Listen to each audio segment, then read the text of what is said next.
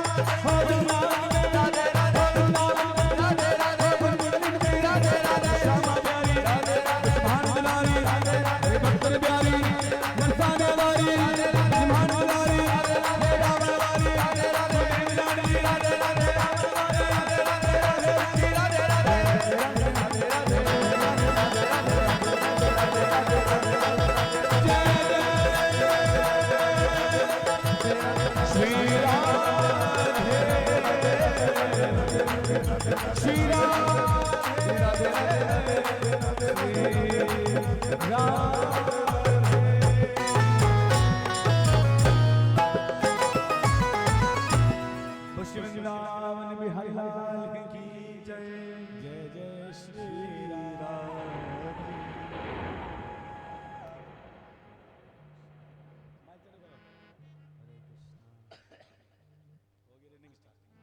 देवता कितने प्रसन्न हो रहे हैं। Hare Krishna. Sound low, sound लो।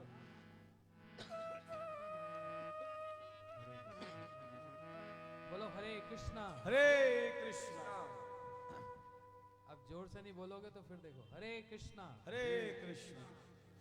देवता बड़े प्रसन्न हो रहे हैं। बोलो गिरिराज महाराज की जय।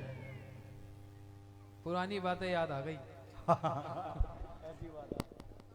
हाँ, ये इस पार की कुछ है, कोई टोटका है यहाँ का। 2019 में यही हुआ था। 2019 में ही इसी स्थान पर यही दृश्य हुआ था, यही सीन हुआ था। बारिश हो रही थी और हम लोग कथा कर रहे थे। देखते हैं कब तक होती है।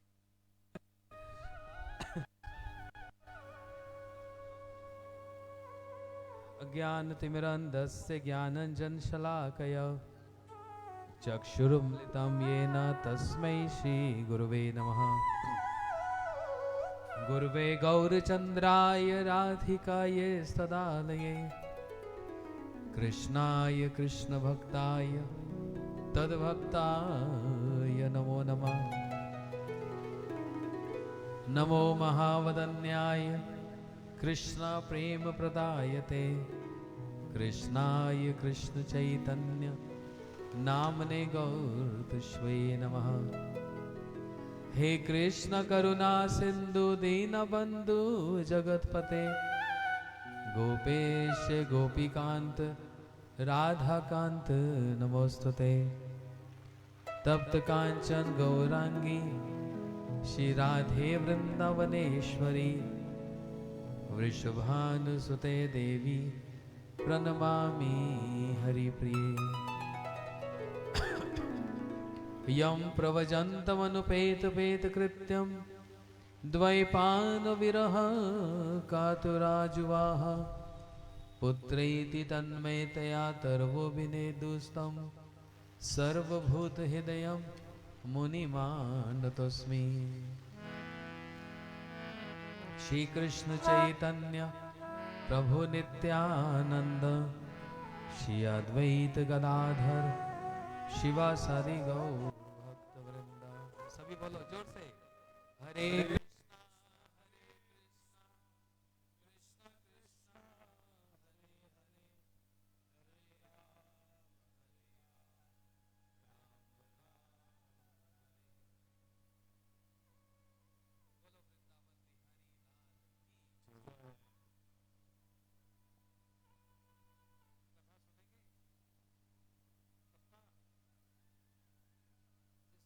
भागना है भाग सकते हैं। आंधी तूफान शुरू हो गया और वर्षा भी आरंभ हो गई।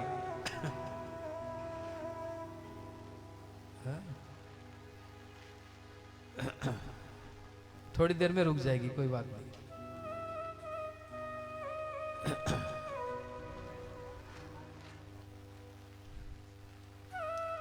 देखिए, देवताओं को अपना काम करने दो, हम अपना करते हैं।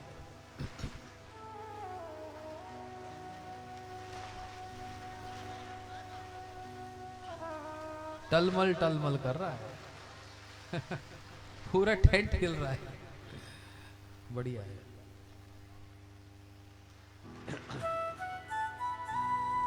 आनंद है। बोलो गिरिराज महाराज की।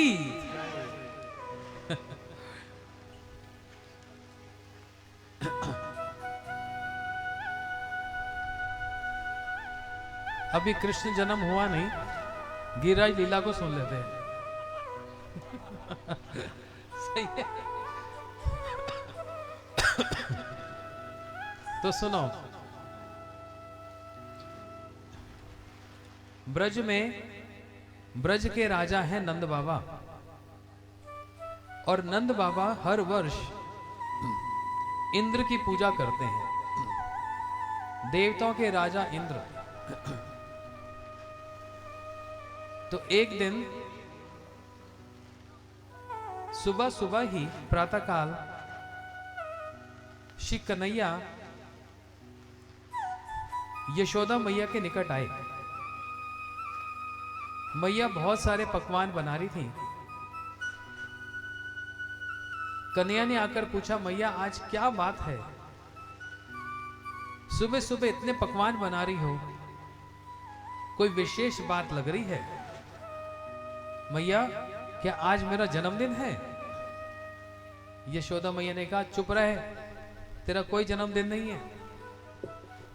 तो मैया इतने पकवान किसके लिए? मैया ने कहा, हमें परेशान मत करो, जाओ अपने बाबा से पूछो। कन्हैया बाबा के पास आ गए।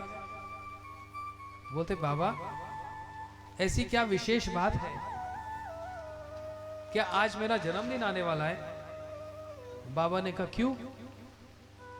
बोलते, मैया सुबह सुबह पकवान बनाने लग गई, तो ऐसा लगता है आज मेरा जन्मदिन है। तो नंद बाबा ने कहा, सुन, तेरा कोई जन्मदिन नहीं आ रहा, और ये जो पकवान बन रहे हैं ये हम एक देवता के लिए बना रहे हैं। कन्हैया ने पूछा, बाबा ऐसा कौन सा देवता जिसकी पूजा आप करें? बाबा आपके चरणों की पूजा तो मैं करता हूं, नित्य प्रति आपके चरणों में प्रणाम करता हूं। अब देखो कन्हैया कैसे बाबा के चरणों में प्रणाम करते हैं, और नंद बाबा कभी नहीं मानते। अरे जिसको जो काम करने करने दो, आपको क्या आफत आ रही है बताओ? नहीं गिरेगा, चिंता मत करो। देवता अपना काम कर रहे हैं, टेंट वाले अपना काम कर रहे हैं, हम अपना काम करेंगे। करना चाहते हो कि नहीं? नहीं तो फिर भजन सुन लेते हैं, ये अपना काम करेंगे।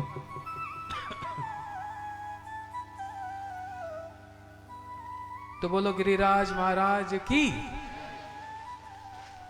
नंद बाबा ने कहा, कन्हैया हम हर वर्ष इंद्र की पूजा करते हैं। कन्हैया कहने लगे, बाबा एक बात बताओ, ऐसा इंद्र में क्या है जो आप इंद्र की पूजा करते हो? नंद बाबा ने कहा, तो सुन लाला, इंद्र है देवताओं का राजा, और इंद्र वर्षा करता है।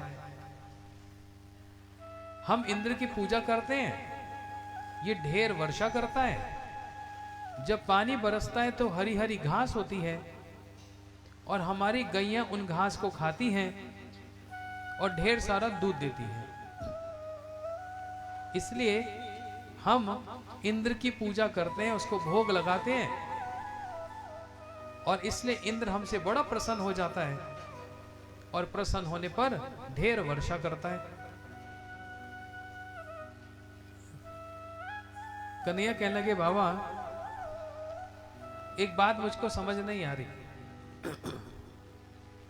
क्या जिस प्रदेश में, जिस देश में इंद्र की पूजा नहीं होती, क्या वहां वर्षा नहीं होती? आप मेरे को एक बात बतलाओ। अब ये कन्हैया प्रश्न कर रहे हैं बाबा से, क्योंकि कन्हैया नहीं चाहते कि उनके ब्रजवासी, उनके पिता किसी साधारण देवता की पूजा करें। ये सभी देवता नंद बाबा के चरणों की धूल भी नहीं है। ध्यान से समझना, जो नंद बाबा कन्हैया को आदेश दे दें कि कन्हैया मेरी पादुका लेकर आ, और कन्हैया बड़े आदर सहित ठुमक ठुमक कर जाएं, बाबा के चरणों की पादुका को एक को मस्तक पे धारण करे और दूसरी उठाएं तो पहली गिर जाए, और बड़ी कठिनाई से दोनों पादुका को मस्तक पे धारण करते हैं और नंद बाबा के चरणों में अर्पण करते हैं। तो वो जो कन्हैया नंद बाबा के चरणों की आराधना करें, वो बाबा एक साधारण देवता की पूजा करें, ये नंद बाबा को बिल्कुल अच्छा नहीं लगा, ये कन्हैया को बिल्कुल अच्छा नहीं लगा। इसलिए कह दिया, बाबा सुनो, समुद्र में कौन इंद्र की पूजा करता है? क्या समुद्र में वर्षा नहीं होती? पर्वतों पे इंद्र की कौन सी पूजा करता है? पर्वतों पे वर्षा नहीं होती। पूरे संसार में विदेशों में कौन इंद्र की पूजा करने बैठता है तो वहां वर्षा नहीं होती। और आप स्वयं ही अंदाजा लगा लो, हमने यहां पर कौन सी इंद्र की पूजा की है जो वर्षा हो गई? किसने इंद्र की पूजा की घर में? फिर भी वर्षा हो गई। क्या मीठी मीठी बौछार हो रही है, आनंद आ रहा है। हर चीज का आनंद लो। तो नंद बाबा कन्हैया की बात सुनकर बोले, लाला बात तो ठीक कह रहा है, लेकिन इतने वर्षों से हम पूजा कर रहे हैं, कैसे रोक दें? कन्हैया और कहने लगे, तो बाबा एक बात बतलाओ, आप जो इंद्र की पूजा करते हो, क्या कभी इंद्र ने दर्शन दिया? क्या कभी इंद्र खाकर दिखलाए? बाबा ने कहा वो तो नहीं, ना दर्शन दिया ना खा के दिखलाया। तो बाबा ये कैसी पूजा है और ये कैसा देवता है? नहीं लाला, ऐसे नहीं बोलते, देवता बिगड़ जाएगा। अब कन्हैया को एक बात और मिल गई, एक पॉइंट और मिल गया। बोलते बाबा ये कैसा देवता जिसकी पूजा करो तो प्रसन्न और ना करो तो बिगड़ जाए? ये कैसा देवता? क्योंकि कन्हैया अपने स्वभाव को बीच में ला रहे हैं और श्री कृष्ण उनका स्वभाव क्या है? भगवान कहते हैं कोई मेरी पूजा करे या ना करे, मैं तो सबके लिए एक बराबर व्यवस्था करता हूं। अब पशु पक्षी कौन सी भगवान की पूजा करते हैं बताओ तो? क्या उनको खाने पीने को नहीं मिलता? क्या उनको श्वास लेने के लिए वायु नहीं मिलती? क्या उनको पीने के लिए जल नहीं मिलता? सब कुछ मिलता है। और जो पूजा करते हैं उनको भी मिलता है, जो नहीं करते उनको भी मिलता है।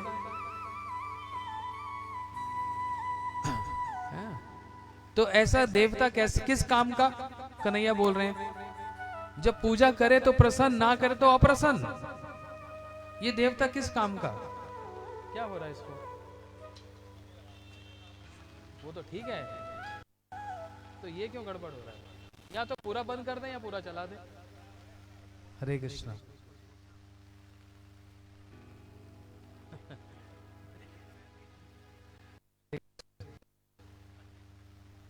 तुम अपना काम करो, ठीक है। हाँ, इसलिए मैंने कर लो। देवताओं ने भी कर दिया, तू भी कर ले। तुम भी अपनी कसर पूरी कर ले भाई।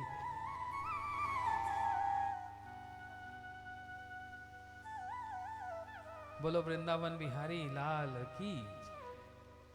अच्छा, कथा हो या ना हो, सुन लो इस बात को।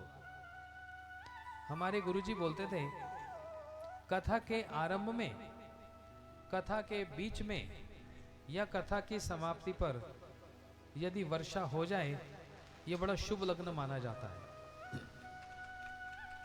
यह शुभ लग्न माना जाता है, यह निश्चित है। इससे यह पता लगता है देवता प्रसन्न है, तो ज्यादा ही प्रसन्न हो रहे हैं। हो या ना हो अलग बात है, लेकिन हमारा आयोजन सफल है। मैं धन्यवाद देता हूं इन सब माताओं को। बोलते आंधी आई यहां तूफान, बिल्कुल खड़े हैं सीना तान। आराम से बैठे हैं। हाँ, भयंकर आ जाएगी फिर तो जाना पड़ेगा। हरे कृष्ण, है ना? बंद हो गया। हरि बोल। भयंकर आ गई फिर तो जाना पड़ेगा, अलग बात है। अभी तक तो सही है, हाँ? हरे कृष्णा, हरि बोल, हरि बोल।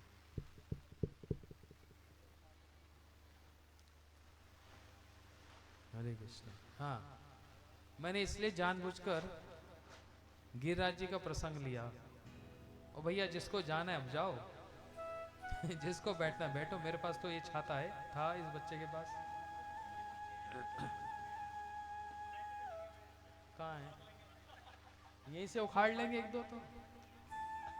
अच्छा, पहले से पता था आपको ये होगा? आज तो आनंद आ रहा है। ये देखो,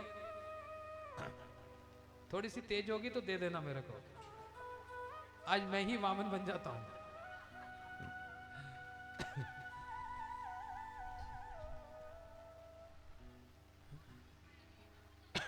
हाँ? अच्छा ठीक है, तो सुनो, जब तक प्रलय नहीं आती, सुनो, प्रलय आ गई तो अलग बात है। कन्हैया कहने लगे, बाबा ये इंद्र दर्शन भी देता नहीं, खाके भी दिखलाता नहीं, और बिगड़ भी जाता है, ये बेकार का देवता है। अब कन्हैया, नंद बाबा ये सुनकर, नंद बाबा ये सुनकर थोड़े से गुस्से में आ गए और कहने लगे, इंद्र की पूजा ना करे तो तेरी करे, ऐसे बोलते हैं ना। अब कन्हैया मन में कहने लगे, बाबा करना तो यही चाहिए, पूजा तो मेरी ही करनी चाहिए, देवी देवताओं की पूजा मत करो। इसलिए श्री कृष्ण आज अपने नंद बाबा के माध्यम से सारे संसार को शिक्षा दे रहे हैं कि देवी देवताओं की पूजा मत करो, करो तो मेरी करो। अरे ऐसी कौन सी वस्तु जो मैं नहीं दे सकता? और ये देवी देवता सब लोगों को वरदान जो देते हैं और जो कुछ देते हैं, किसके बल पर देते हैं? मेरे से लेकर आप लोगों को देते हैं, भगवान कह रहे हैं। तो सीधा मुझसे क्यों नहीं मांगते? भागवत जी में भगवान ने संकल्प लेकर कहा, अकामो सर्व कामो वा मोक्ष काम उदारी। कोई काम ना लेकर, कोई निष्काम भाव से या कोई मोक्ष की इच्छा से जो भी मेरे पास आता है, मैं सबकी इच्छा पूरी करता हूं। लेकिन भगवान को थोड़ा सा दुख होता है कि मेरे होते हुए तुम और लोगों से मांगते हो। अब इसको उदाहरण से सिखाऊं, उदाहरण से बतलाऊं, हाँ कि नहीं? सुनो, आप घर में माता पिता हो, आपकी संतान बच्चे आपसे कुछ पैसा कुछ चीज ना मांगकर चाचा के पास चले जाएं, पड़ोसी के पास चले जाएं, कि पता नहीं पिता दे ना दे, चाचा जी ताया जी आप दे दो, या पड़ोसी में कोई मित्र हो आप दे दो। आपको कैसा लगेगा सोच कर देखो। मेरी संतान, मेरा बेटा मेरे से ना मांगकर तो तेरे को चाचा से ज्यादा प्यार है? ऐसी कौन सी चीज है जो हम नहीं दे सकते? हमने तेरे को जन्म दिया। ऐसी कौन सी चीज है जो मेरे नौकर तेरे को दे देंगे और मैं नहीं दे सकता? बुरा लगता है भगवान को, क्योंकि जितने देवी देवता ये सब भगवान के चरणों के दास हैं। अब दासों से मांग रहे हो, भगवान से नहीं मांग रहे, उनको दुख होता है। घर का बच्चा नौकर से मांग रहा है कि भैया मेरे को 100 रुपया दे दे, कुछ खाना है। पिता को कितना दुख लगेगा, सोच कर देखो। यही बात भगवान आज नंद बाबा के माध्यम से हम सबको शिक्षा दे रहे हैं। अरे मेरे पास आओ ना। इसलिए कहा, बाबा नंद बाबा इंद्र की पूजा बंद कर दो। तो जब नंद बाबा ने कहा तो तेरी करे, अब मन में तो सोच रहे करनी तो यही चाहिए, लेकिन यदि कह दिया मेरी पूजा करो तो बाबा ने कान में रोड़ देना और एक लगाना चाटा। तू बड़ा है पूजा करने के लिए? क्योंकि नंद बाबा को तो ये पता ही नहीं कि कन्हैया ईश्वर है, भगवान है। उनको तो लगता है ये मेरा अपना बालक है। जितने वृंदावन में वासी हैं सबको यही है कि कृष्ण भगवान नहीं, ये तो हमारे पुत्र हैं, ये हमारे सखा हैं। गोपियों को लगता है ये हमारे प्रियतम हैं। कोई उनको भगवान मानता ही नहीं और ना ही अपने आप को भगवान मानना चाहते हैं। ये तो घर वाली बात है। एक बार श्री कृष्ण ने प्रयाग को सारे तीर्थों का राजा बनाया, तिलक कर दिया। प्रयाग तू सारे तीर्थों का राजा हो गया, अब सारे तीर्थ तुझ में आकर प्रणाम करेंगे। प्रयाग के पास सारे तीर्थाए प्रणाम करने लगे। एक दिन प्रयागराज बड़े क्रोध होकर भगवान के पास आए। भगवान ने कहा इतना बिगड़ता क्यों है? बोलते हैं सारे तीर्थ मुझ में प्रणाम करने आते हैं। तो भगवान ने कहा तो अच्छी बात है, करना ही चाहिए, तेरे को राजा बनाया तीर्थों का। लेकिन प्रयागराज कहने लगे ये वृंदावन धाम आके प्रणाम नहीं करता। भगवान ने उंगली उठा ली, ओए प्रयागराज क्या बोल दिया तूने? मैंने तेरे को तीर्थों का राजा बनाया, अपने घर का राजा नहीं बनाया। वृंदावन धाम मेरा घर है, बल्कि तुमको सारे तीर्थों को लेकर वृंदावन धाम को प्रणाम करना चाहिए। इस ब्रजमंडल 84 कोस को प्रणाम करना चाहिए।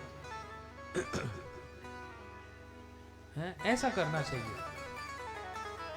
तो इसलिए कोई इनको भगवान नहीं मानता, इसलिए नंद बाबा कहने लगे तो तेरी पूजा करें।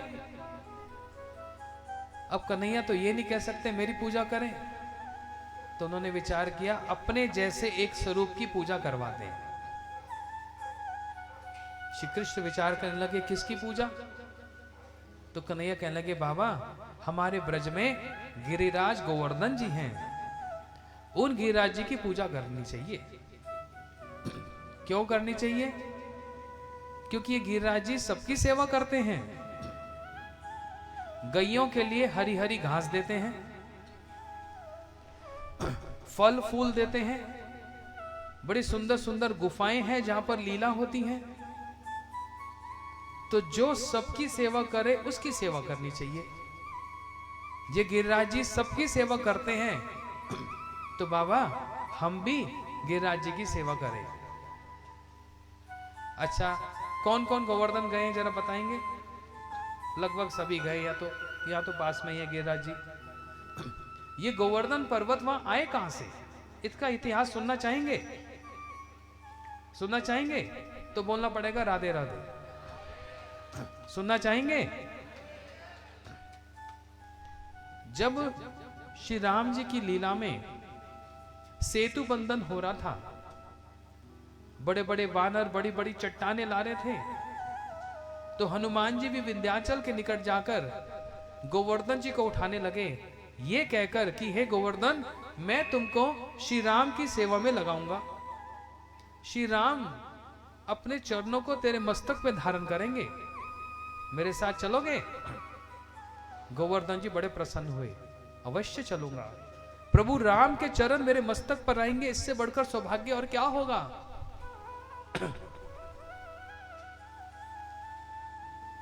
तो हनुमान जी ऐसे उठाकर ले जा रहे थे। जैसे ब्रजमंडल के ऊपर आए, आकाशवाणी हो गई। ये तुम बजा रहे हो ना, ऊपर बज रहा है। ये तो आर्टिफिशियल इंटेलिजेंस है। मैं तो सोचा ऊपर बज गया। ऐसे मत डराओ भैया, जो 10-15 बैठे वो भी भाग जाएंगे। कुछ ऐसा बजाओ जो अंदर बैठे वो आ जाए।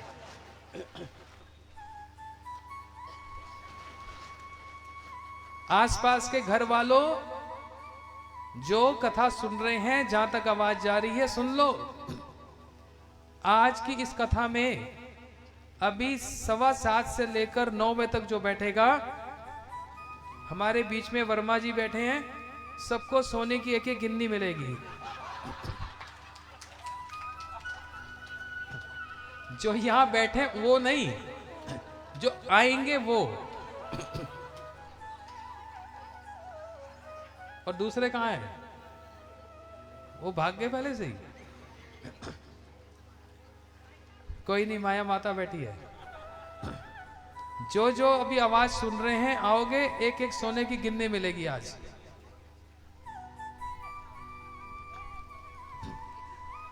आज की कथा ही कुछ अद्भुत हो रही है। वातावरण ही ऐसा हो गया। आनंद आ रहा है, लो तू बजाइयो मत भैया।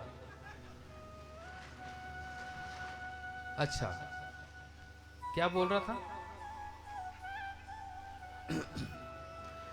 आकाशवाणी हुई, सेतु बंधन हो गया, पुल बन चुका है।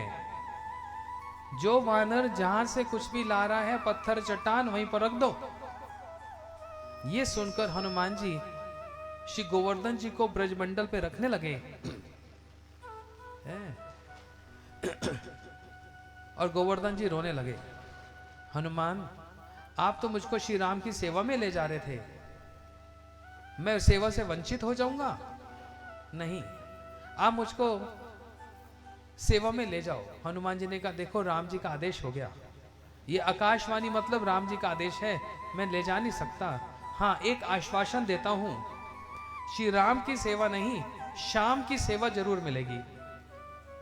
कुछ समय प्रतीक्षा करनी पड़ेगी, कुछ युग प्रतीक्षा करनी पड़ेगी। ये सुनकर गोवर्धन जी ने कहा, चलो ठीक है, राम जी की नहीं तो शाम की सेवा मिलेगी। तो गोवर्धन जी वहीं पर प्रतीक्षा करने लगे। ये इसलिए इस प्रकार से गोवर्धन जी ब्रजमंडल में आए। दूसरी एक और कथा है दूसरे कल्प की। एक ऋषि थे, क्या नाम, काशी में वास करते थे, पुलस्त ऋषि।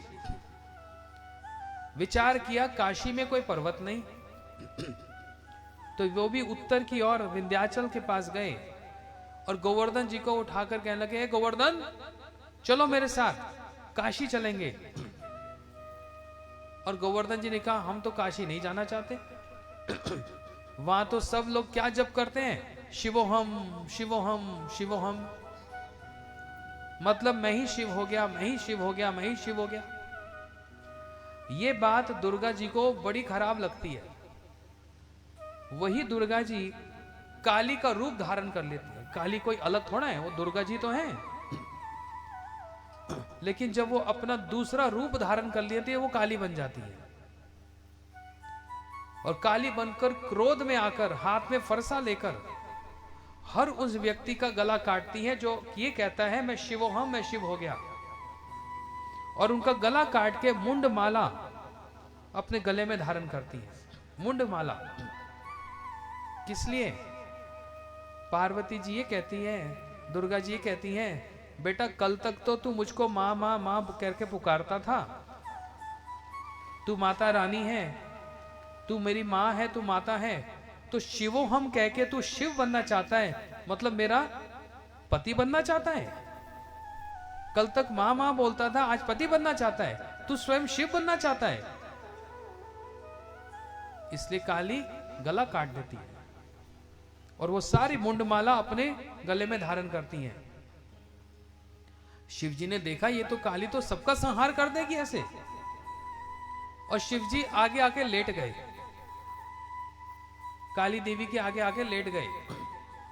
और काली जब संहार कर रही है, शिव जी के ऊपर उनके चरण पड़े तो देखा, अरे शिव के ऊपर, अपने पति के ऊपर चरण पड़े तो जीभ निकल आई ऐसे। यही काली जी का स्वरूप है, जब जीव उनकी बाहर आ जाती है। तो गोवर्धन जी काशी जाना नहीं चाहते, वहां पर सब शिवोहम शिवोहम कहते हैं। तो कहा, हे ऋषि मैं काशी नहीं जाऊंगा। ऋषि ने कहा, मैं शाप दे दूंगा, नहीं तो मैं शाप दे दूंगा। तो गोवर्धन जी ने कहा, एक शर्त पे चलूंगा, कहीं पर मेरे को रखना नहीं, जहां कहीं रख दिया उसके आगे मैं फिर बढ़ूंगा नहीं। पुलस्त ऋषि जी ने विचार किया, मैं क्यों रखूंगा, मैं क्यों रखूंगा, मैं तो तुमको ले चलूंगा हाथ में उठाकर। बोलते तुम्हारी इच्छा। गोवर्धन जी को उठाकर ऋषि उड़कर जा रहे हैं और जैसे ब्रजमंडल के ऊपर पहुंचे, भगवान की इच्छा से पुलस्त ऋषि जी को लघु शंका लग गई और वो भूल गए मेरे को गोवर्धन जी को रखना नहीं। वहीं पर गोवर्धन जी को रखा, अपना कार्य किया, स्नान इत्यादि किया, और जब अब उठाने लगे गोवर्धन जी को, गोवर्धन जी ने कहा मैं तो कह दिया था, जहां रखोगे उससे आगे बढ़ूंगा नहीं। पुलस ऋषि जी ने कहा मैं शाप दे दूंगा। बोलते 1000 शाप दे दो, अब मैं यहां से जाऊंगा नहीं। क्यों? क्योंकि शाम की सेवा मिलने वाली है, श्री कृष्ण की सेवा मुझको मिलेगी। पुलस ऋषि जी ने गोवर्धन जी को शाप दे दिया। क्या शाप दिया? एक एक तिल, तिल कितना होता है? इतना सा, रोज एक एक तिल करते जमीन पर धंसते चले जाओगे। श्री गिरिराज गोवर्धन जी ने कहा दे दो शाप, लेकिन अब मैं यहां से जाऊंगा नहीं। और तब से लेकर अब तक एक एक तिल करते हुए गिरिराज जी जमीन में चलते चले जा रहे हैं, धंसते चले जा रहे हैं। जो भगवान की सेवा के लिए कष्ट सहन करता है, भगवान सारे संसार के आगे उसकी पूजा करवाते हैं। गिरिराज जी ने शाप स्वीकार किया। ये तो कह सकते थे मेरे को शाप नहीं चाहिए, ले चलो काशी, लेकिन भगवान के लिए, उनकी सेवा के लिए, उनकी प्रसन्नता के लिए वो शाप भी स्वीकार कर लिया। जिस कारण से आज कन्हैया नंद बाबा से कह रहे हैं, क्योंकि नंद बाबा राजा हैं, राजा जो घोषणा करेगा सबको पालन करनी पड़ेगी। इसलिए कन्हैया आज नंद बाबा से कह रहे हैं बाबा पूजा करनी है तो गोवर्धन जी की करो, जो सबकी सेवा करते हैं। और मन में कन्हैया के बात यह है कि गिरिराज जी तो मेरे लिए इतना सहन किए, शाप तक स्वयं सहन किया, तो जो ऐसा सहन करेगा मैं सारे संसार से उनकी पूजा करवाऊंगा। आज देखो पूरा विश्व आकर गोवर्धन जी के दूध से अभिषेक करता है, दूध की धार से परिक्रमा करता है। हजारों लोग रोज आकर गोवर्धन जी की परिक्रमा करते हैं, हजारों लोग। ये पूजा किसने आरंभ कराई? ये पूजा किसने आरंभ कराई? स्वयं भगवान ने, स्वयं श्री कृष्ण ने 5000 वर्ष पूर्व ये पूजा आरंभ करवाई। नंद बाबा को कन्हैया समझा रहे हैं बाबा पूजा करो तो गोवर्धन जी की। और एक बात मैं बतला दूं बाबा, कभी इंद्र ने दर्शन नहीं दिया, खाके नहीं दिखलाया, हमारे देवता गिरिराज जी गोवर्धन कैसे करेंगे? दर्शन भी देंगे और खाके भी दिखलाएंगे। इसलिए मेरी बात मान लो। नंद बाबा को तो श्री कृष्ण की ये बात सुनकर थोड़ा अच्छा लगा कि बालक ने जो कहा है उसमें युक्ति है और शास्त्र का विचार है, और ये कोई साधारण बात नहीं, बड़े मर्म है इस बात में। तो नंद बाबा ने घोषणा कर दी, इस वर्ष हम इंद्र की पूजा नहीं करेंगे। बिगड़ता तो बिगड़े। अब सारे गोप कहने लगे बाबा फिर किसकी पूजा? बोलते हम गोवर्धन जी की करेंगे। अरे पर्वत की पूजा? नंद बाबा ने कहा ये पर्वत नहीं है, ये तो बहुत महान देवता है। तो बाबा आपके मन में विचार कैसे आया? किसने कहा पूजा नहीं करनी इंद्र की? बोलते कन्हैया ने कहा है। और जहां कन्हैया की बात आ गई सबका मुंह बंद हो गया। अब कन्हैया के आगे कौन बोले? ये तो सबका मुंह बंद करने वाले। और जो कन्हैया ने कहा ठीक ही कहा होगा। ऐसा विचार करके आज सब लोग जो जो घर में पकवान बन रहे थे सारे पकवान लेकर श्री गोवर्धन जी के तलहटी पर गोवर्धन जी के निकट आ गए। चारों ओर पकवान पड़े हैं गोवर्धन जी के पास। श्री कृष्ण जो ईश्वर जो भगवान हैं वो स्वयं पुरोहित बन गए और आज सबको दिशा निर्देश कर रहे हैं। श्री कृष्ण कह रहे हैं सभी प्रणाम करो। स्वयं कन्हैया प्रणाम कर रहे हैं और उनको देखकर सबने गोवर्धन जी को प्रणाम किया। स्वयं कन्हैया आरती उतार रहे हैं। किनकी? गोवर्धन जी की। गोवर्धन जी के बड़े तत्व बड़े रहस्य हैं। मैं तो बड़े साधारण लेवल पर बात कर रहा हूं अभी, जो कि समझ आ जाए।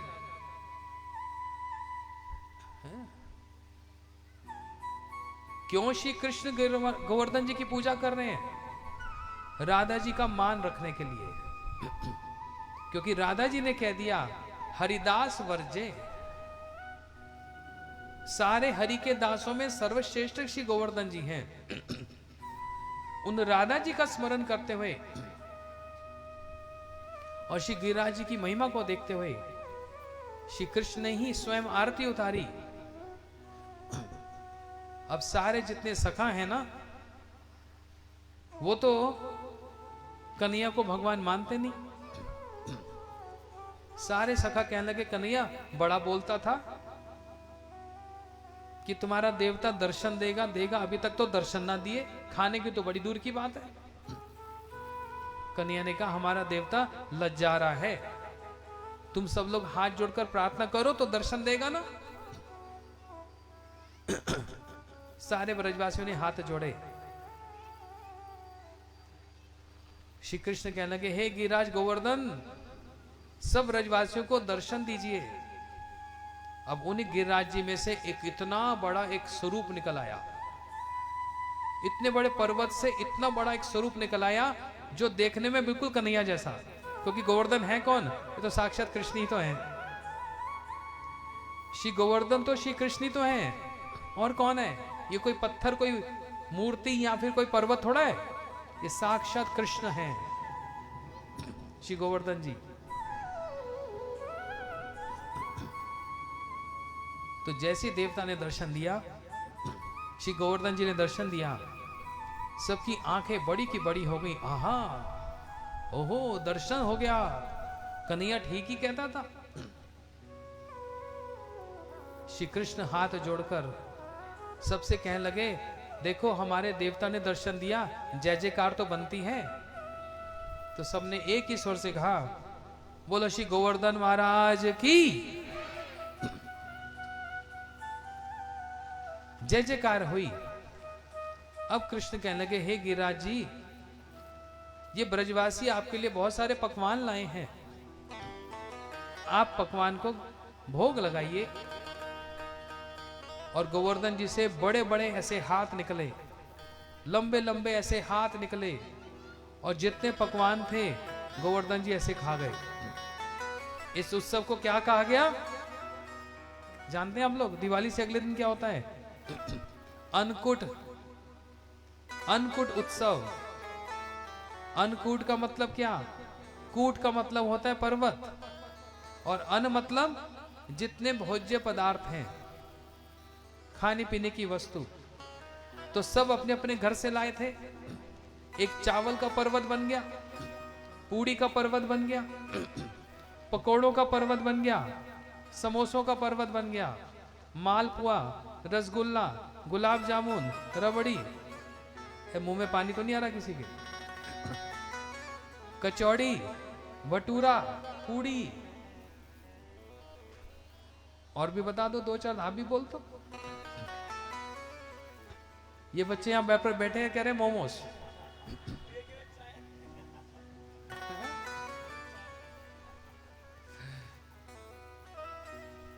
जितनी सामग्री सब अपने अपने घर से ले आए, और एक कूट का मतलब होता है पर्वत, एक पर्वत ही बन गया। और श्री कृष्ण ऐसे ऐसे हाथ निकालकर सब खाए जा रहे हैं। श्री गोवर्धन जी तो खा रहे हैं, बड़ों बड़ों का तो मन तो बड़ा आनंद हो रहा है। क्यों बजा रहा है भैया? ऊपर बज रहा है? अब ये कंफ्यूजन है, ये बजा रहा है कि ऊपर बज रहा है?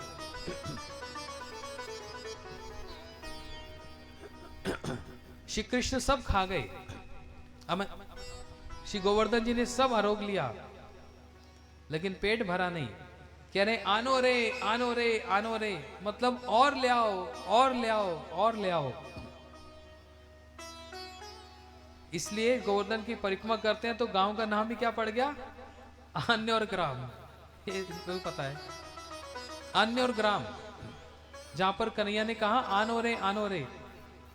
श्री कृष्ण कह रहे ब्रजवासियों देखो गोवर्धन जी ने सब कुछ खा लिया, पेट भरा नहीं, जो घर में रखा है वो भी ले आओ।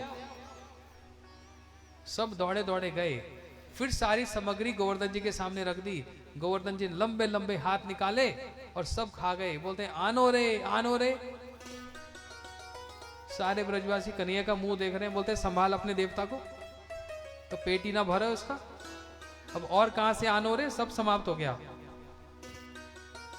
तब श्री कृष्ण गोवर्धन जी से कह रहे हैं हे गिरिराज जी, अब तो शांत हो जाओ, खूब खा लिया, एकदम तांबूलम तांबूलम अर्पण कर दिया, आचमन करवा दिया,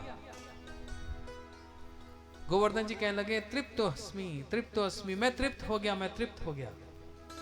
सब तो बड़ी चैन की सांस ली, बोलते चलो देवता तृप्त हो गया, नहीं तो और कहां से आनो रे।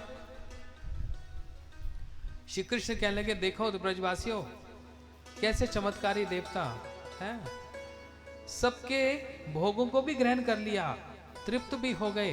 देखा हमारा देवता कितना अच्छा, सब तो बड़े प्रसन्न हैं, लेकिन कन्या के सखा बड़े उदास बैठे हैं। कन्या ने कहा भैया तुम उदास क्यों? बोलते कन्हैया साची साची बात कहें, पुराना वाला देवता अच्छा था, तेरे वाला देवता तो बिल्कुल बेकार। बोलते वो क्यों? बोलते उसको भोग लगता था, पूरा प्रसाद पड़ा रहता था। तेरा देवता तो इतना खा गया, एक दाना भी प्रसाद रखा नहीं।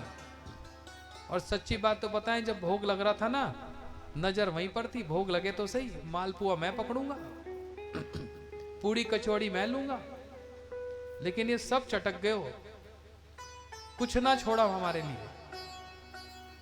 कन्हैया कहने लगे चिंता मत करो, हमारा देवता जितना खाता है 3 गुना अधिक देता है, प्रसाद के रूप में और आएगा। बोलते कब देगा प्रसाद ये? बोलते जब तुम सब अपनी आंखें बंद करोगे तब। कृष्ण कहने लगे सब अपने नेत्र बंद करो। सबने अपनी आंखें बंद करनी, 1-2 तो ऐसे देख रहे थे।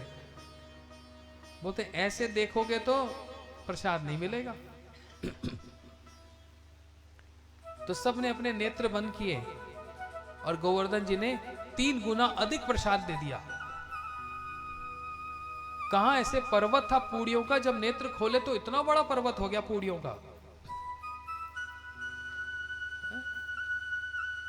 जितना आरोगा, जितना ग्रहण किया, उससे 3 गुना अधिक प्रसाद के रूप में। अब तो सबका मन बड़ा आनंदित हो रहा है। आहा कन्हैया ठीक ही कहा तूने, ये तेरा देवता बड़ा अच्छा है, हर वर्ष इसी की पूजा करेंगे, हर वर्ष इसी की पूजा करेंगे। तो चलो प्रसाद ले। कन्हैया ने कहा अभी नहीं, अभी पूजा पूरी नहीं हुई। बोलते अब क्या रह गया? कृष्ण कहने लगे अभी गोवर्धन जी की पूजा रह गई। बोलते क्या रह गई उसमें? परिक्रमा रह गई।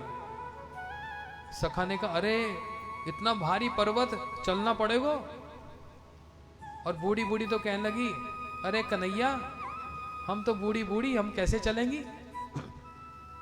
कन्हैया का दादी तू छकड़ों पे बैठ जा, बैलगाड़ी पे बैठ जा, फल तेरे को पूरा ही मिलेगा। सखा कहने लगे कन्हैया परिक्रमा करने में तो कोई परेशानी नहीं। बोलते फिर क्या परेशानी? ये ना हो हम परिक्रमा में जाएं और बंदर पीछे से सब खा जाए, सब प्रसाद खा जाए, हमारे हिस्से में कुछ ना आए। कन्हैया ने कहा तुम क्या, बंदर भी साथ चलेंगे, हिरन भी चलेंगे, मयूर भी चलेंगे, तोता भी चलेंगे, सारे पशु पक्षी, कोई यहां नहीं रहेगा, सब गोवर्धन जी की परिक्रमा करेंगे, सब करेंगे। ऐसा विचार किया तो सब लोग गोवर्धन जी की परिक्रमा के लिए उपस्थित हो गए। ब्राह्मण वेदों के मंत्र पढ़ रहे हैं, बछड़े गैया गोप गोपियां सब गोवर्धन जी की परिक्रमा करने के लिए उपस्थित हो गए। आप लोग करेंगे परिक्रमा? कीर्तन के माध्यम से करते हैं, यहीं बैठे बैठे श्री गोवर्धन जी की परिक्रमा करते हैं और गिरिराज जी से यहीं से प्रार्थना करते हैं, हे गिरिराज जी 4-5 दिन की कथा और रह गई है, जरा इंद्र को समझा लेना जरा उनको समझा देना। ऐसे प्रार्थना करते हुए कि हमारा आयोजन रविवार तक पूरा हो जाए, सोमवार को फिर अच्छे से वर्षा कर देना, ठीक है? तो और एक शुभ समाचार है, रविवार को हमारी कथा का समय 4 से 7 बजे होगा।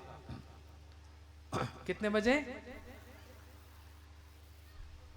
आप लोग सेक्टर वालों को पता होगा, जब पहले यह भागवत हुआ करती थी तो अंतिम दिन, आखिरी दिन हम लोग श्री जगन्नाथ जी की रथ यात्रा करते थे पूरे सेक्टर में। तो हमने बात की कल जितने हमारे सदस्य हैं इन सब लोगों से सब राजी हो गए। कहते हैं इस बार भी भागवत जी का समापन श्री जगन्नाथ जी की रथ यात्रा से ही करेंगे। इसलिए रविवार को 4 से 7 जब कथा होगी तो कथा के बीच में ही लगभग 5 बजे हम जगन्नाथ जी की रथ यात्रा करेंगे। राजी हैं सब? बोलो श्री गिरिराज गोवर्धन जी की जय।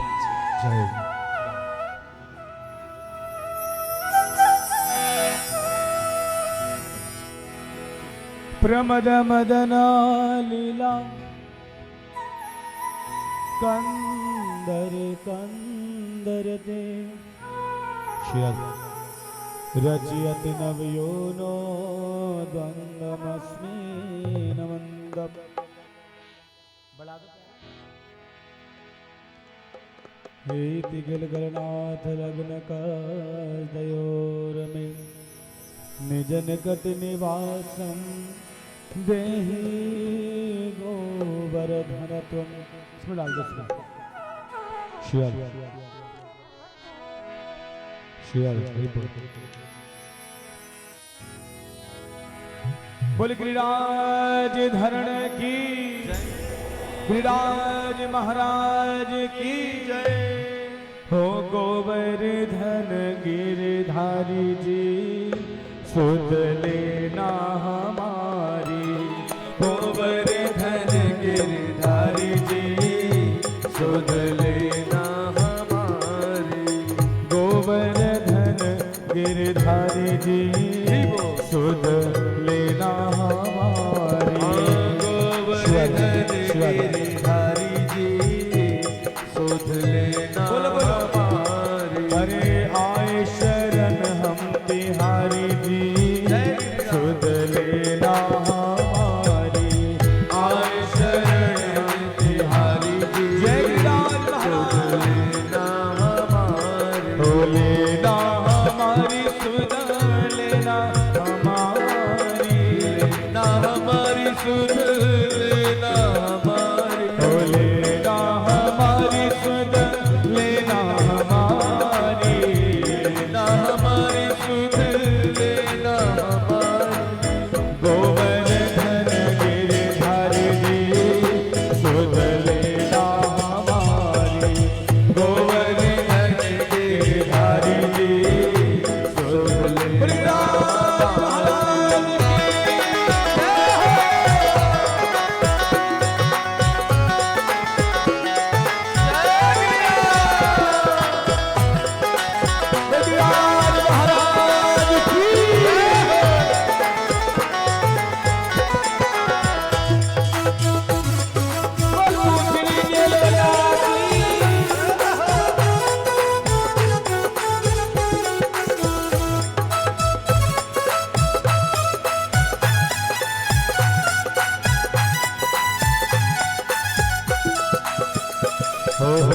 तुम बिन हमारी कौन खबर ले। तुम बिन हमारी कौन खबर ले। हो तुम बिन हमारी कौन खबर ले। तुम बिन हमारी कौन खबर ले। तुम बिन हमारी कौन खबर ले। तुम बिन हमारी कौन खबर ले।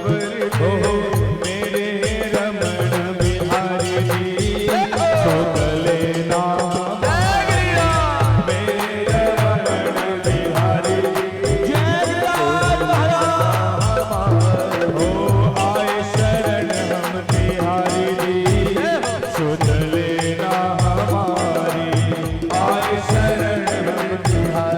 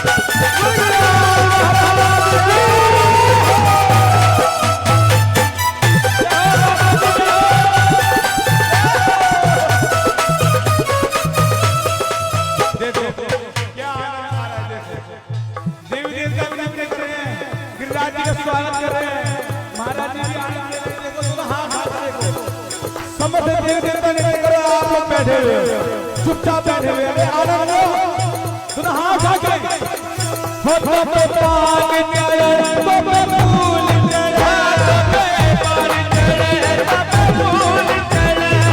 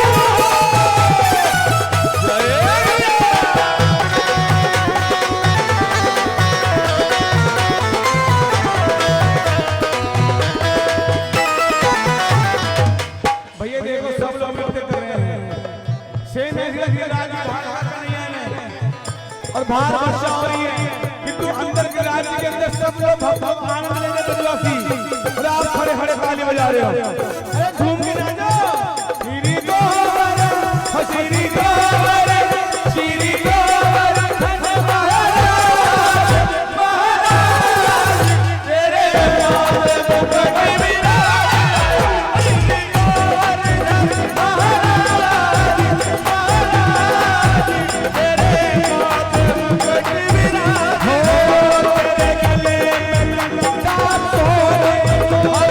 गले में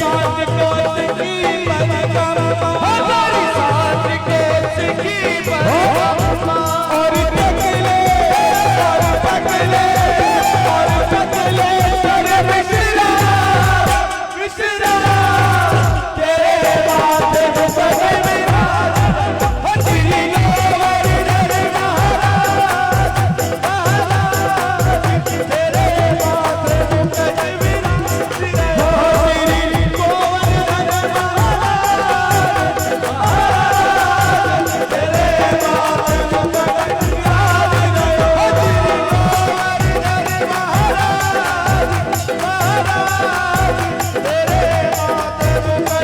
विराज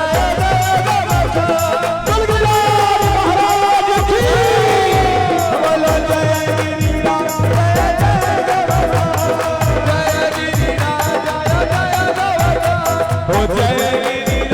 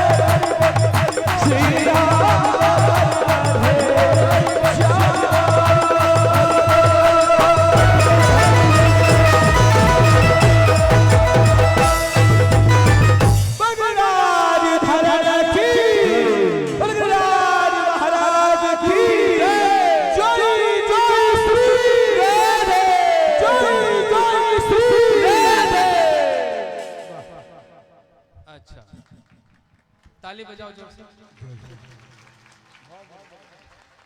जहां सूखी जगह मिले वहीं बैठ जाओ।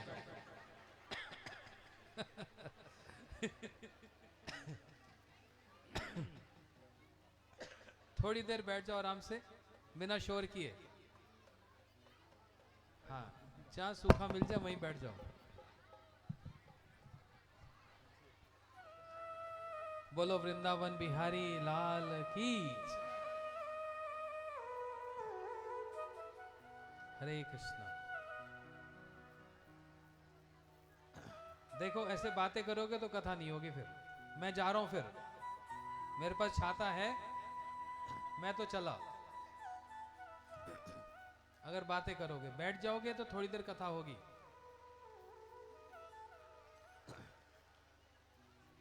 अच्छा मैं चला भैया, आप लोग बातें कर लो। भैया प्रसाद शुरू कर दो इनका।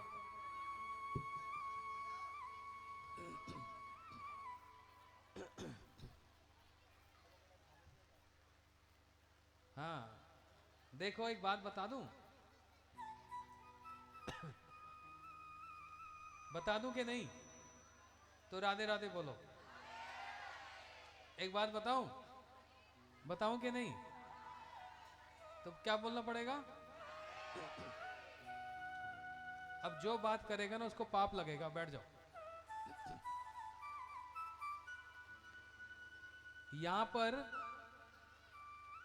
ब्याह शादियों में, अच्छे अच्छे प्रोग्राम में पैसा देकर ऐसे पानी गिराया जाता है,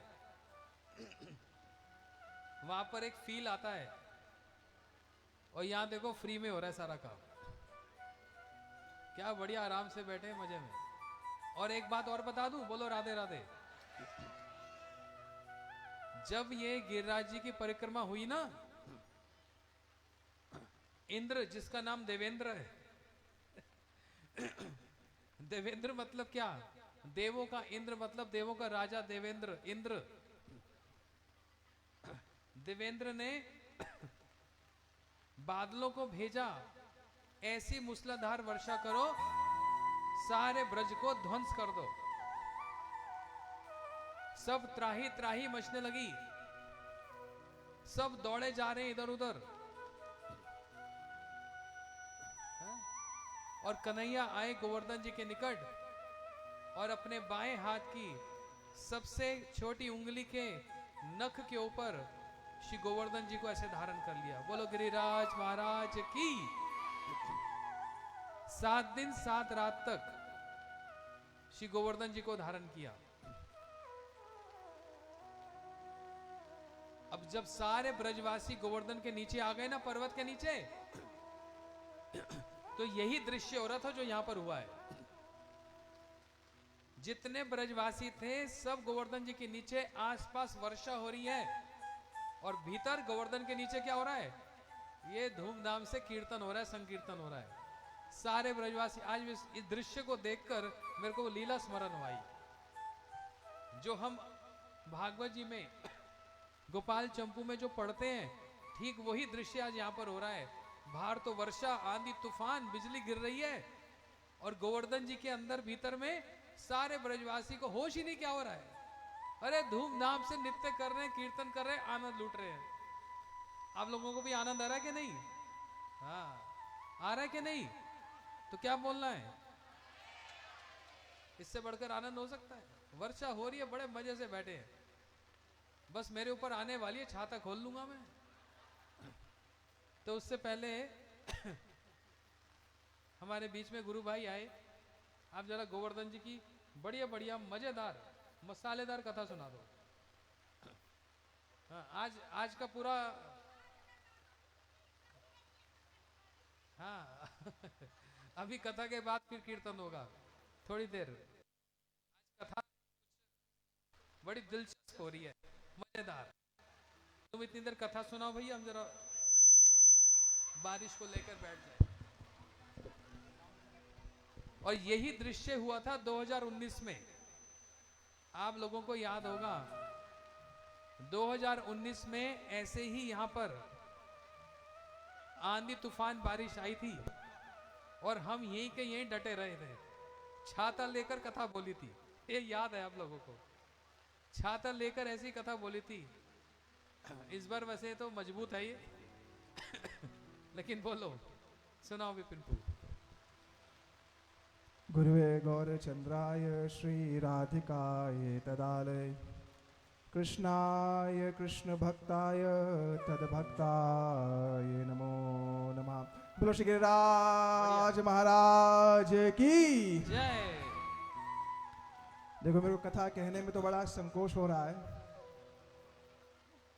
मेरे ऊपर तो प्लास्टिक है पूरा, तो पानी नहीं आ रहा। तो मैं महाराज जी से कह रहा था कि सब लोग भीग रहे हैं, पर शास्त्र में ना, जब व्यक्ति पूर्ण रूप से भीग जाता है, किसमें? कृष्ण नाम में। सर्वात्म स्नपनम परम विजयते श्री कृष्ण संकीर्तनम। कृष्ण कथा और कृष्ण नाम की जय पता कब होती है? जब शरीर के साथ साथ मन और मन के साथ आत्मा भी कृष्ण नाम में पूर्ण रूप से स्नान कर ले। तो यहाँ पर शरीर भी स्नान कर रहा है, मन भी स्नान कर रहा है, और हमारी आत्मा भी कृष्ण कथा और कृष्ण नाम में पूर्ण रूप से स्नान जो है कर रही है। श्री कृष्ण ने गिरिराज को उठाया। श्रीमन सुखदेव जी ने एक बात कही, ये टेलीकास्ट नहीं हो रहा इधर, क्या बात? इति उक्त्वा एकेन गोवर्धन अचलम। बातों बातों में श्री कृष्ण ने गिरिराज को उठा लिया अपने एक हाथ पे। पर सुखदेव जी ने ये नहीं कहा कौन से हाथ से उठाया। श्री कृष्ण ने गिरिराज कौन से हाथ से उठाया? सीधे के उल्टे हाथ से? हैं? उल्टे हाथ से। पर सुखदेव जी ने नहीं बोला। सुखदेव जी कह रहे इति उक्त्वा एक हाथ से उठा लिया। तो कैसे पता चला श्री कृष्ण ने गिरिराज सीधे हाथ से उठाया कि उल्टे हाथ से उठाया? इसका रहस्य कहीं तो खुला होगा। हमारे आचार्यों ने इस रहस्य को खोला। श्री कृष्ण के बाएं हाथ पर कौन बैठती हैं? श्रीमती राधिका। श्रीमती राधिका कौन है? उनकी परम शक्ति है। शक्ति से ही शक्तिमान का परिचय है। एक व्यक्ति का परिचय किससे होता है? उसकी शक्ति से होता है, उसके गुणों से होता है। श्री कृष्ण की शक्ति का परिचय, श्री कृष्ण की शक्ति मता का परिचय क्या है? कि राधिका उनके साथ बैठी है। तो उल्टे हाथ से क्यों उठाया? क्योंकि बाम अंग में कौन बैठी थी? श्रीमती राधिका। अब श्री कृष्ण ने जब गिरिराज को उठा लिया, अब गिरिराज जी क्या हो? बीच बीच में कंपित होते थे। बीच बीच में ऐसा लगता था कि इंद्र वज्रपात कर रहा है और कृष्ण के हाथ में गिरिराज हिल रहा है। सब लोग सोच रहे हैं भैया लगता है कि गिरिराज का भार जो है ना बहुत बढ़ गया है। गिरिराज का भार बहुत बढ़ गया है, इसलिए बीच बीच में क्या होता था? गिरिराज हिलता था। सब लोग भयभीत हो जाते थे। कृष्ण श्री ललिता सखी ने विचार किया, श्रीमती राधिका की बहुत प्रिय सखी, उन्होंने विचार किया कि इंद्र बार वज्रपात कर रहा है, इस कारण से गिरिराज हिल रहा हो, ऐसी बात तो नहीं है। तब उन्होंने क्या देखा? श्रीमती राधिका कृष्ण के बिल्कुल सामने खड़ी हैं और कृष्ण ने गिरिराज को धारण किया हुआ है। जब जब श्रीमती राधिका के नेत्र श्री कृष्ण के नेत्रों से मिलते, तब तब श्री कृष्ण के शरीर में कंपन होता, और उस कंपन के कारण क्या होता? गिरिराज हिलने लगता। श्रीमती ललिता सखी ने राधिका से कहा, हे राधे आप थोड़ा साइड पे हो जाइए। बोले क्यों? बोले आप सामने खड़ी रही, आपके नेत्र श्याम सुंदर से मिलते रहे, आप दोनों के नेत्र मिलते रहे, ये गिरिराज कंपित होता रहा, कांपता रहा कृष्ण के हाथ में। कहीं आप दोनों के नेत्र मिले और श्री कृष्ण के हाथ से गिरिराज फिसल गया तो सबका गोविंदाय नमो नमः जो यहीं पर ही हो जाएगा। अब कृष्ण ने गिरिराज को उठा रखा है। कृष्ण के एक बहुत प्रिय सखा है जिनका नाम है मधुमंगल, वो बहुत प्रिय है श्री कृष्ण के सखा। मधुमंगल कभी कृष्ण के साथ भोजन करते हैं ना, तो मैया कृष्ण को कहती हैं, अरे तू तो कुछ खाता ही नहीं है, तेरा पेट जो है बिल्कुल ऐसा हो कि तेरी पीठ को लग रहा है, तो कुछ खाता नहीं है। मैया बहुत से पकवान रख देती है, श्री कृष्ण थोड़ा सा खा के छोड़ देते हैं। तो मधुमंगल कहते हैं मैया इसके हिस्से का मेरे को खिला दे। बोले क्यों तेरे खिला दूं? बोले देख, तेरे बालक की पाचन शक्ति, डाइजेशन बड़ा कमजोर हो गया है, इसलिए वो खाता नहीं है। अच्छा तो तेरे खाने से क्या होगा? देख मैं खाऊंगा ना इसका सारा भोजन तो मेरा पेट बहुत बड़ा हो जाएगा।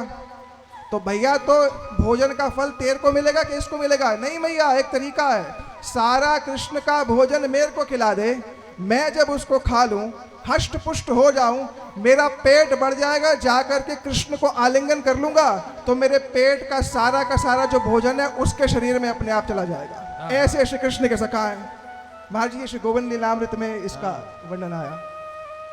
अब मधुमंगल वहां पर खड़े, कृष्ण ने एक हाथ से गिरिराज को उठा रखा है और कृष्ण की शोभा इतनी सुंदर, भाई बड़ी विकट परिस्थिति है, सामान्य परिस्थिति नहीं है। बार इंद्र वज्रपात कर रहा है।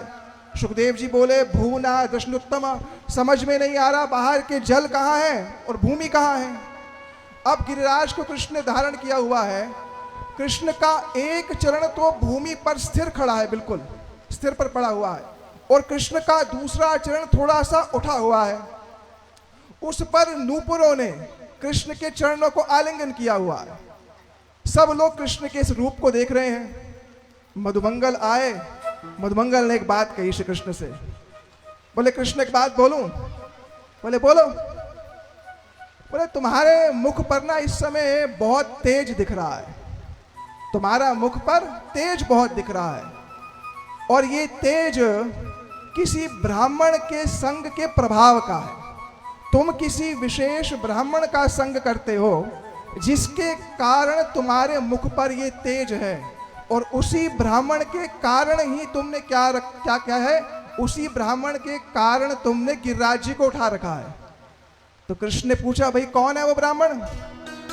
मधुमंगल ने कहा मैं अपने मुख से अपनी बड़ाई नहीं कर सकता, वैसे तो वो ब्राह्मण मैं खुद ही हूं। मेरे संग के कारण हे श्री कृष्ण तुम में बल आ गया है, उस बल के कारण तुम्हारा एक हाथ से तुम ये गिरिराज धारण कर रहे हो ना, ये मेरे संग का प्रभाव है।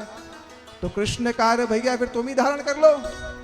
अब विचार करके देखो, गिरिराज धारण कर रखा है, सब ब्रजवासी सामने हैं, गाय सामने हैं, बाहर इंद्र ब्रज को नष्ट करने का प्रयास कर रहा है और भीतर किसी को पता ही नहीं है बाहर क्या हो रहा है। कृष्ण भक्ति में जब व्यक्ति आता है, ऐसा नहीं होता कि संसार के कष्ट कम हो जाएंगे, संसार की गति रहेगी, कर्म का बंधन, संसार के कष्ट रहेंगे, पर श्री कृष्ण के सन्निकट खड़े रहेंगे तो बाहर क्या हो रहा है उसका प्रभाव नहीं पड़ेगा। भक्ति क्या करती है, मन को इतना मजबूत बना देती है कि संसार का जो प्रभाव है वो होते हुए भी नहीं पड़ता। मधुमंगल ने कहा ये गिरिराज तुमने मेरे बल से धारण किया है। तो श्री कृष्ण ने कहा फिर आप ही धारण कर लीजिए। मधुमंगल ने कहा कृष्ण अगर मैंने गिरिराज को धारण कर लिया ना तो आपका नाम गिरधारी कैसे पड़ेगा? आपका नाम भी तो गिरधारी होना चाहिए।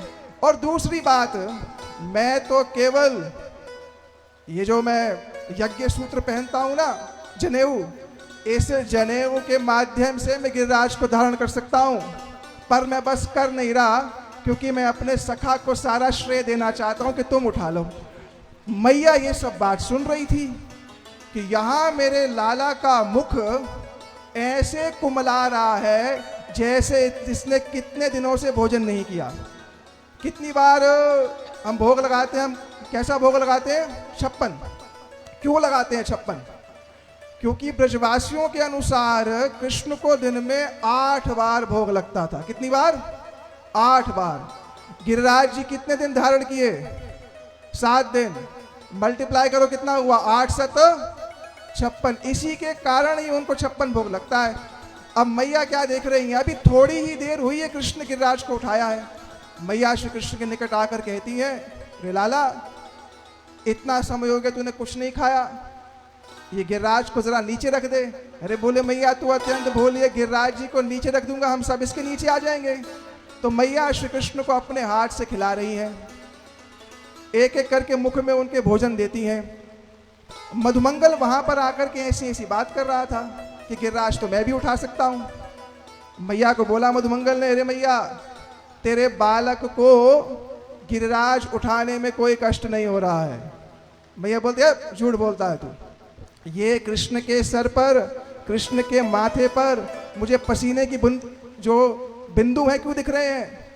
मेरे को कृष्ण के माथे पर मैया कह रही है पसीने की बूंद दिख रही है, जो इस बात का प्रमाण है कि कृष्ण को क्या हो रहा है, गिरिराज को उठाते हो बड़ा परिश्रम हो रहा है। मधुमंगल ने कहा मैया तो बहुत भोली है। बोले क्यों? बोले ये पसीने की बूंद नहीं है, ये गिरिराज के ऊपर बड़े बड़े झरने हैं, वो झरनों से थोड़ा थोड़ा जल गिर रहा है जिससे इसके चक्कर में तेरे बालक का माथा जो वो ठंडा रहे। बोले बेकार की बात करता है तू, सखाओं को तो बड़ा सुख मिल रहा है, कृष्ण गिरिराज उठाया है। पर मैया कहती हैं इस सारे के सारे गिरिराज का भार कृष्ण की उंगली पर नहीं है, इस सारे के सारे गिरिराज का भार माता यशोदा कहती है मेरे हृदय पर है। ऐसे लगता है कि मेरे हृदय ने ही इस गिरिराज को जो उठा रखा है। देखो गिरिराज गोवर्धन लीला जो है ना, इसके बहुत से विचार हैं, बहुत सी बातें हैं, पर मैं केवल 4 बिंदुओं को स्पर्श करूंगा, 4 बातों को। गिरिराज लीला का सबसे पहला जो बिंदु है, सबसे पहली जो मुख्य बात है वो है प्रतीक्षा। कैसी प्रतीक्षा? पुलस्त ऋषि ने त्रेता युग में, या हनुमान जी ने त्रेता युग में श्री गिरिराज जी को स्थापित किया था। त्रेता युग में गिरिराज जी को स्थापित किया, पर कृष्ण गिरिराज को कब उठाया? द्वापर में। तो त्रेता में गिरिराज को स्थापित किया, पर कृष्ण की सेवा करने के लिए गिरिराज जी ने कितने समय तक प्रतीक्षा करी? तो पहली चीज प्रतीक्षा। एक भक्त को भक्ति की प्राप्ति के लिए किस प्रकार से प्रतीक्षा करनी चाहिए, इसके लिए गिरिराज जी सर्वश्रेष्ठ उदाहरण है। दूसरे श्री गिरिराज जी हैं सहनशीलता के। सहनशीलता के कैसे? जब श्री कृष्ण ने गिरिराज को उठाया, 7 दिवस तक ब्रजवासी नीचे रहे। 7 दिवस बाद जब सब लोग अपने घर चले गए, कृष्ण ने गिरिराज जी को वापस उसी स्थान पर रख दिया। गिरिराज लीला के 4 दिन बाद या 5 दिन बाद श्री कृष्ण फिर आए, और श्री कृष्ण ने क्या देखा? गिरिराज जी को देखने आए। क्यों? मेरे एक सेवक ने, महाराज जी कह रहे थे ना अभी, मेरे एक सेवक ने मेरे सुख के लिए 7 दिनों तक इंद्र के वज्रपात को सहन किया।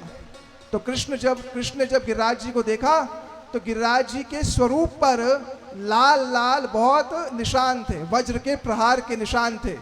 श्री कृष्ण ने गिरिराज जी से पूछा, हे गिरिराज जी, मेरी सेवा के लिए तो आपको बड़ा कष्ट हुआ होगा। तब गिरिराज जी ने कहा, प्रभु मुझे तो ये भी नहीं पता चला कि इंद्र ने कब वज्रपात किया है। आपने मेरे को अपने हाथ पे उठा रखा था ना, मेरे को इंद्र के वज्रपात का कोई फर्क ही नहीं पड़ा। मेरे को तो ऐसे लग रहा था कि मेरे ऊपर कोई पुष्प की वर्षा कर रहा है। तो यह है सहनशीलता। तीसरा गिरिराज जी की मुख्य चीज है सेवा। राम जी के काल में सेवा नहीं कर पाए थे क्योंकि हनुमान जी ने उनको वहीं रख दिया था, पर कृष्ण काल में श्री कृष्ण ने आकर के उस गिरिराज जी को अपने हाथ पर धारण किया। तीसरा सेवा, तो प्रतीक्षा, सहनशीलता, तीसरी सेवा, उसके पश्चात हुआ आनंद। आनंद क्या? राम जी के तो चरण कमलों का स्पर्श प्राप्त होता। राम जी के अगर गिरिराज जी का प्रयोग राम सेतु बनाने में हो जाता तो वहां तो राम जी के चरण कमल का स्पर्श प्राप्त होता, पर यहाँ पर केवल चरण कमल स्पर्श प्राप्त नहीं हुआ, यहाँ श्री कृष्ण के हाथ का स्पर्श प्राप्त हुआ है। श्री कृष्ण की सारी लीलाएं गिरिराज जी उसके साक्षी हैं, इसलिए उनको हरिदास वर्य कहा गया। हमारे एक आचार्य ने, एक ही बात कहूंगा सिर्फ, इनको हरिदास क्यों कहा गया? बोले इनकी हरिदास उपाधि योग्य है, कि ओहान योग्य पद हरिदास नाम। क्यों? निरवधि कृष्ण चंद हृदय ओहान, जिनके हृदय में श्री कृष्ण हर क्षण रहते हैं, जिनकी सेवा श्री कृष्ण हर क्षण ग्रहण करते हैं, जो कृष्ण की सेवा के लिए अपने शरीर तक को पूर्ण रूप से समर्पित कर देते हैं, और शरीर समर्पित करने के बाद श्री कृष्ण ही स्वयं अपनी अनेक लीला गिरिराज जी के जो तलहटिए करते हैं, इसलिए योग्य है इनका हरिदास नाम। तो हम लोग उसी वातावरण में सुन रहे हैं। बड़ी विचित्र बात है कि जैसा 5000 वर्ष पूर्व घटित हुआ उसकी कुछ कुछ झांकी महाराज जी ने कहा ना, वो 2019 में शायद, उस समय मैं यही था, हम भी यही थे। और महाराज जी ने इति उक्त्वा एकेन गोवर्धन अचलम ददार लीलया विष्णु छत्राकम बालका, कृष्ण ने गिरिराज को उठाया छाते की तरह, ऐसी महाराज जी ने भी एक हाथ में उठा लिया छाता और दूसरे हाथ में ले लिया माइक है। कृष्ण ने लिया एक हाथ में छाता, दूसरे हाथ में ली वंशी। महाराज जी ने लिया एक हाथ में छाता और दूसरे हाथ में माइक। क्यों? जैसे कृष्ण ने वंशी से आकर्षित करके, जब कृष्ण ने एक हाथ में गिरिराज उठाया, दूसरे हाथ से वंशी निकालने लगे। श्री राम ने कहा, महाशय क्या करने जा रहे हो? एक हाथ